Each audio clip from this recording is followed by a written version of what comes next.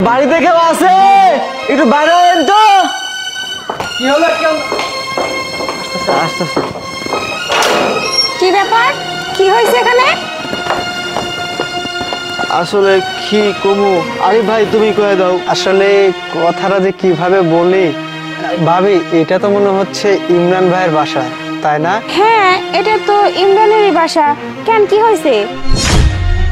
আসলে ভাবি কথাটা যে কেমনে বলি, ইমরান ভাই তো আমাদের সাথে বিদেশে একসাথে কাজ করতাম, কিন্তু কাজ করতে লেগে একটা দুর্ঘটনায় ইমরান ভাই জীবনটা হারিয়ে ফেলে। আর এই যে লাশ দেখতে পাচ্ছেন না, এটা ইমরান ভাইয়েরই লাশ। কি কি কি কি কইতেছেন আপনি? এটা ইমরানের লাশ? মানে ইমরান ইমরান ইমরান কি হয়ে গেল? আল্লাহ আমার কপালটাই বাবা পুড়ে গেল। কই থেকে কি হয়ে গেল? ইমরান ইমরান তুমি আমার হাতে পুড়ে চলে গেছো।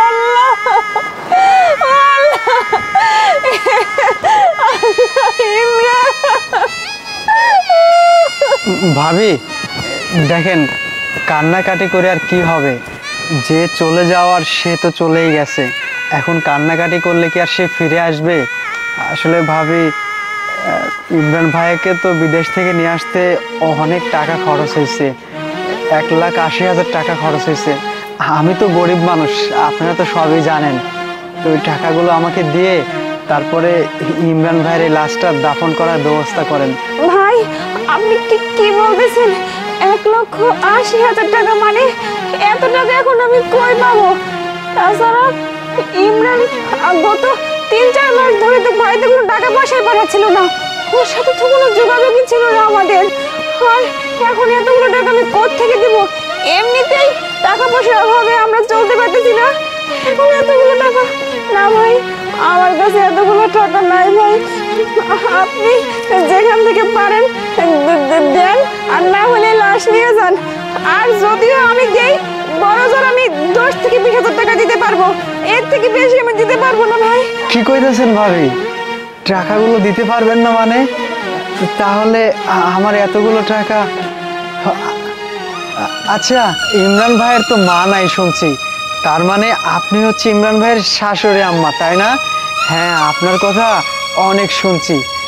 আচ্ছা আন্টি, আপনি এক কাজ করুন, আমার 1,80,000 টাকা আমারে দিয়া আপনার জামাইয়ের লাশটা একটু দাফন কাফনের ব্যবস্থাটা করুন। কি কইতাছো বাবা তুমি? আমি টাকা দিব? আমি কইতেন টাকা দিব? ওই মরছে ভালো হয়েছে, ওর লগে আমার মায়ের জীবন আমি শেষ করে দিতে পারি না।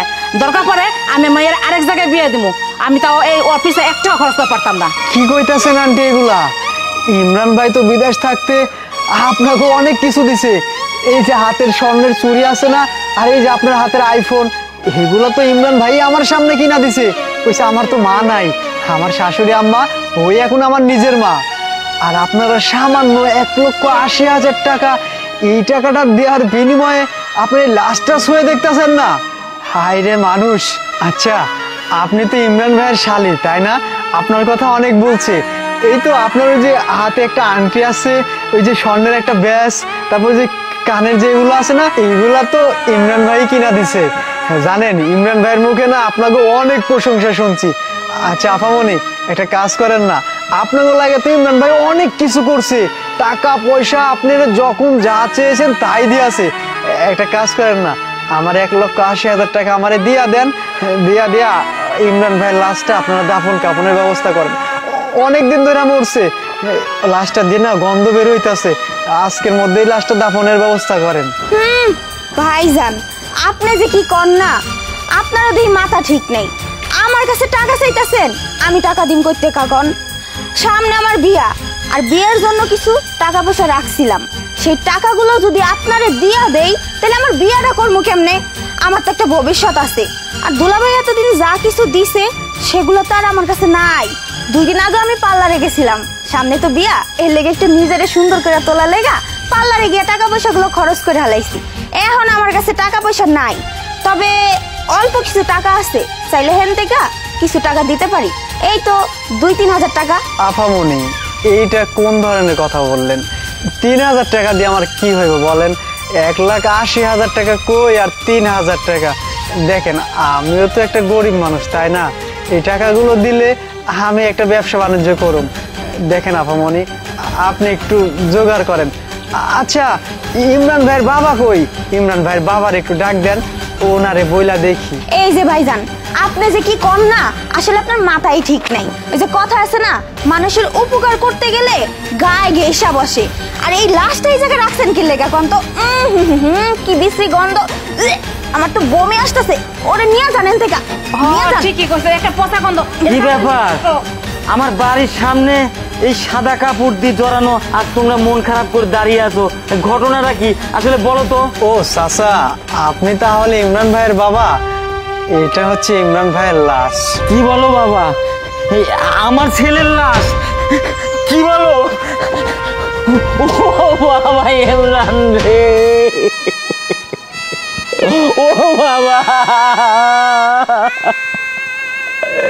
সেই জন্য তো বলি আজকে 6 মাস ধরে আমার ইমরান আমার সাথে ফোনে কোনো কথাবার্তা বলে না রে। ও বাবা ইমরান, তোমার কি হলো বাবা রে? আমার সাথে কোনো যোগাযোগ নাই রে বাবা। চাচা চাচা, কান্নাকাটি কইরা কি হইব? যে যাবার হে তো চলে গেছে, এ তো আর ফিরে আইব না। একটা কথা ছিল চাচা, ইমরান ভাইয়ের লাশটা বিদেশ থেকে আনতে না আমার 1,80,000 টাকা খরচ হয়েছে। এই টাকাটা ভাবি, মা, ওই মা, আপা কেউ দিতেছে না। চাচা আপনার তো আর বাবা, আপনি আমার 1,80,000 টাকা দিয়ে আপনার সন্তানের লাশটা দাফন কাফন করার ব্যবস্থাটা করেন। কান্নাকাটি বলেন না চাচা। বৌমা, আমার ছেলে বিদেশ থাকতে তো অনেক টাকা পয়সা পাঠিয়েছে বৌমা। এই 1,80,000 টাকা দিয়ে আমার ছেলের লাশটা একটু রাখিয়ে দাও না বৌমা। আব্বা, আপনি এসব কি বলতেছেন? হ্যাঁ, আপনার ছেলে তো ময়রা সারছে, আর আমার তো সারা জীবন বইরা রয়েছে। আমি সারা জীবন কেমনে চলুক? দেখেন, আমি একটা যুবতী মাইয়া, আমার কোনো জায়গায় এখনো বিয়ে শাদী হইতে হইব, তাই না? তার জন্য টাকা পয়সার দরকার না? আমি দেখো সব টাকা পয়সা আপনার মরা ছেলের পিছনে খরচ করি, তাহলে আমি আমার বাকি জীবন কেমনে কাটাবো? আপনাকে কোনো জ্ঞান বুদ্ধি নাই নাকি? আর দরকার পড়ে আপনি দেন টাকা, আপনার কাছে তো টাকা পয়সা কম কিছু নাই। দেখো বৌমা, আমার ছেলে বিদেশ থাকতে টাকা পয়সা তো অনেক পাঠিয়েছে। বিয়ান সাহেব, আপনি একটু বলেন না, আমার বৌমাকে একটু বোঝান না। আমার ছেলে তো মারাই গেছে, আমার রক্তের ধন আমার মারা গেছে রে।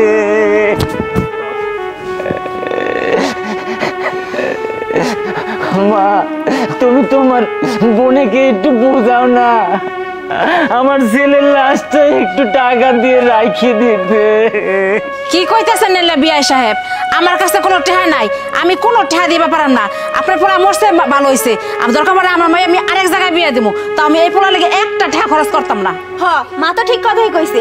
আপনার পোলা আপনার দরদ উতলা উতলা পড়ে, তাহলে আপনি টাকা দিয়ে রাইখা দেন আপনার পোলারে, না পারলে হেন থেকে বাইর করেন লাত্তি দিয়ে। কি বিশ্রী গন্ধ, আমি আর সহ্য করতে পারতেছি না। তাহলে তোমরা টাকা পয়সা কেউ কিচ্ছু দিবা না?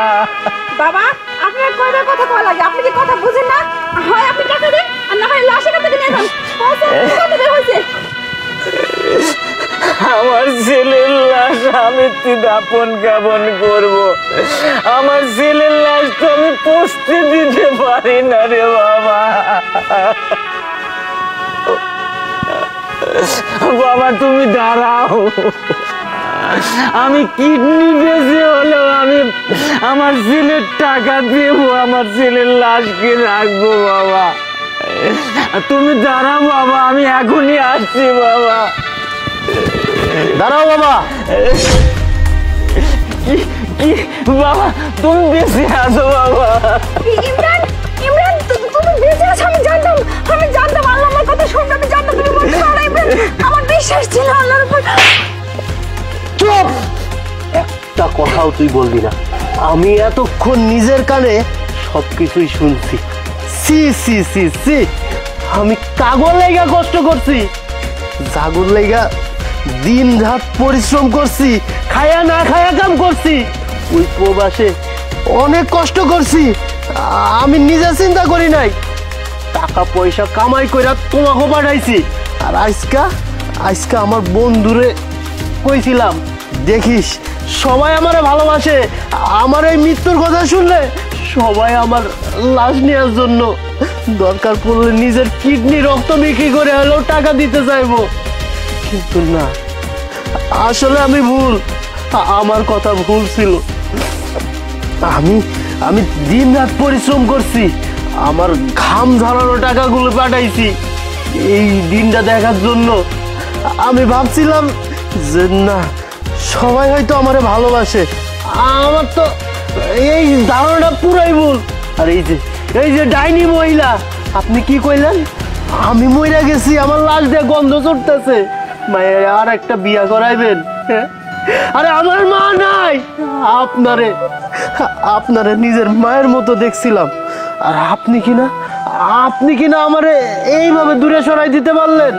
আর এই যে তোমার কথা কি কমু, ফোন দিয়ে কইতা না দুলা ভাই আমার মোবাইল নাই, আমার একটা মোবাইল লাগবো। আমি শোনা মাত্রই আমি মোবাইল পাঠাই দিছি তোমার লেগা, যখন যাইটা চাইছো সেটাই পাঠাই দিছি, নিজের বোন মনে করছি। আর তুমি কি কইলা যে তোমার বিয়ের লেগে যা জমাইছো দিতে পারবা না? আরে পাপিষ্ট তোরা, দেখ আমার বাপটারে দেখ, আমার বাপটার লেগে আমি কিছুই করতে পারি নাই। আমার বাপটা আমার লাশ দাপন করার লেগে নিজের কিডনি বিক্রি করতে চাইছে। আমি সারাদিন কাজ কাম কইরা যখন বাসায় ফিরতাম, ক্লান্ত শরীর নিয়ে খালি চিন্তা করতাম যে তোমাকে লেগে টাকা পাঠাইতে হইব, তোমাকে কত অনেক মনে পড়ছে, কিন্তু তোমাকে কাছে আসতে পারি নাই, ফোনে কথা কইছি। আরে প্রবাসী গো কষ্ট কেউ বোঝে না, হ্যাঁ প্রবাসী গো কষ্ট কেউই বোঝে না। আসলে নিজের বাপ মা ছাড়া না, ওই যে প্রবাসী পোলাগো কষ্ট কেউ বুঝতে চায় না। এই যে আমার বাপটা তার প্রমাণ, আমার বাপে আমার লেগে সবকিছু করতে চাইছে, কিন্তু আমার বাপের লেগে আমি কিছু করতে পারি নাই, সব তোর গোমতো বেইমান লেগে করছি। আব্বা তুমি আমারে ক্ষমা কইরা দিও, আমি আসলে বুঝতে পারি নাই যে আমি কাগজ লেগা কি করছি। সব বেইমান, সব বেইমান। না না, আমি আর সহ্য করবো না। এই যে তোমরা তিনজন এক্ষুনি এই বাড়ির থেকে বাইরে হয়ে যাইবা, আর আমি কোনো কথা শুনতে চাই না। আমার বন্ধুরা অনেক ধন্যবাদ, বন্ধু তুই আমার অনেক হেল্প করছিস। হ্যাঁ যাও যাও কইতাছে। ইমরান, তুমি আমাকে শেষবারের মতো ক্ষমা করে দাও, আর কখনো এরকম ভুল হবে না। চুপ! আর একটা কথাও না। ভুল? হ্যাঁ ভুল কারে কয়? ভুল তো করছিলাম আমি, বিদেশ থেকে আমার বাপের কাছে টাকা না পাঠাইয়া তোর কাছে টাকা পাঠাইছি। হ্যাঁ প্রত্যেকটা টাকার পাই টু পাই হিসাব দিবি, আমার কষ্টের টাকা। আর শোন, যদি টাকার হিসাব দিতে না পারস না, সবগুলোর আমি কাট করাই দাঁড় করাবো। এখন যা যা কইতাছি, যা। যাক বন্ধু, একটা কাজের মতো কাজ করছিস। তোরে আমি আগেই বলছিলাম যে টাকা পয়সা এইভাবে পাঠাস না, তুই একটাবার পরীক্ষা করে দেখ, দেখছিস আমার প্ল্যানটা সাকসেস হয়েছে। হরে আচ্ছা তোর বাবার লিয়া ভালো থাকিস। এই আশিক চল, আই তুই এত দূর থেকে আইছিস আমার লগে, চল ভিতরে চল। ঠিক আছে আমি নিতে আব্বা চলো। এই আশিক আয়।